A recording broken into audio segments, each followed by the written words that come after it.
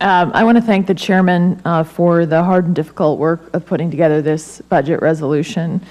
And I think all of us, as we look at where we are in this country, the nation's fiscal outlook is one that has so much to be desired in terms of what we owe when it comes to making a stronger, better future for the next generation. It's clear that we need to get America's fiscal house back in order and fix, number one, the broken budget process in Washington. Since I've been elected to the Senate, there's been one time where we've gone through the actual budget process on the floor. And so I think it's very important that when we talk about families sitting around a kitchen table, that we as members of Congress actually work together to get a budget resolution done instead of the many years where we have not done that and the many times when we've kicked the can down the road. When I was first elected, the national debt was nearly $14 trillion in debt, and now it exceeds $18 trillion. And if we don't take action, the debt will reach an alarming $27 trillion over the next decade. And so the need for responsible deficit and debt reduction is becoming more, not less urgent as we look at the challenges we face. Putting our nation on a fiscally responsible path is going to require us to make some difficult choices. And when I ran for office, I told the people of New Hampshire that this wasn't going to be easy and that we were going to have to make some difficult choices. But I can tell you that I'm blessed to be the mother of two children. I have a 10-year-old and a 7-year-old. And when I look at the fiscal state of this country, I think it should be all of our obligation to make sure that we don't burden our children with crushing debt and uncertainty, and that our children don't pay the price for our inaction and our failure to make tough choices and decisions now. Time and again, we've seen Washington kick the can down the road when it comes to addressing debt, making difficult decisions, and addressing our fiscal health and the state of our economy. Given this track record, I can understand why so many people are skeptical that we're serious about fixing the fiscal mess that we're in, and that we can't wait any longer, and the longer we wait, the harder and harder these decisions become.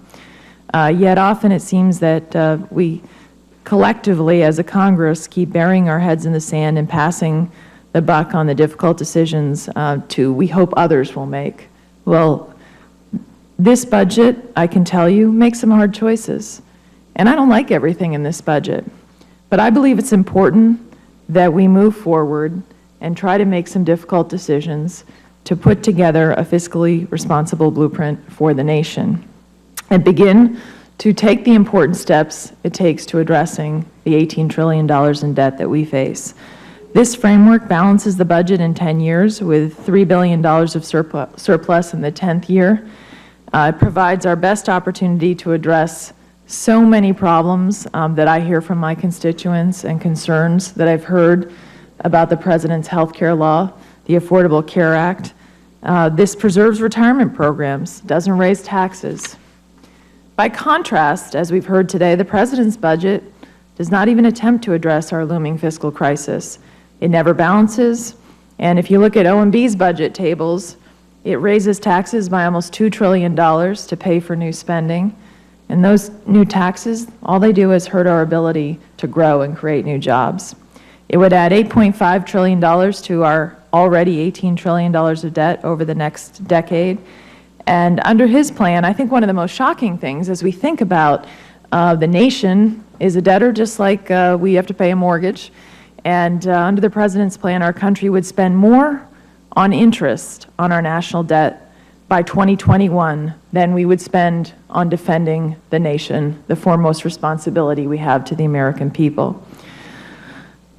There is an issue that is not addressed in this budget, and it's an issue I'm very concerned about that I think and I hope that we will come together to address.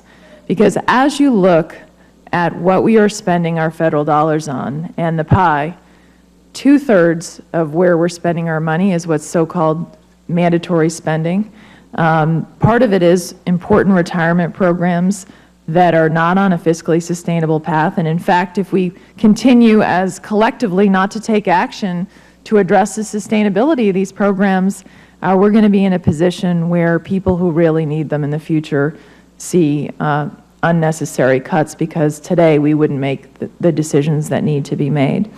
And because of that, if you look at where we are in what we're spending dollars are, we continue to squeeze on the discretionary end. And on the discretionary end, those are the non-defense programs and defense programs. And I happen to also serve on the Senate Armed Services Committee. And as we look at where we are under the Budget Control Act, that act was intended, when it was passed by this Congress, to try to address the whole picture. But the super committee failed in its efforts to not only have automatic spending cuts on discretionary spending, but to take a look at the big picture. I voted against the Budget Control Act at the time. The reason I did is because I was concerned then that we weren't making the hard decisions that needed to be made, that it didn't truly address the long-term drivers of our debt, and that the arbitrary cuts would harm important things like the defense of our military. And in this budget resolution, it's important for my colleagues to understand, I want to address the concerns that I have and I've heard from the leaders of our military, given the grave threats that we face around the world right now, the cuts that are coming back in place in 2016 to our military. And I believe we have a responsibility to do that.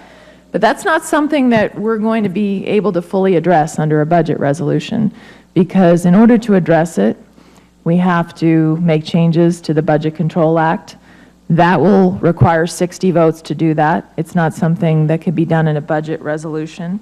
And so one of the things that I have included and appreciate other members of the committee acting with me on is a deficit-neutral reserve fund that would allow us, as an initial step going forward, I hope, to come up with a bipartisan agreement on the discretionary spending, and hopefully we can work together to really address the long-term drivers of our debt. Thank you, Chairman.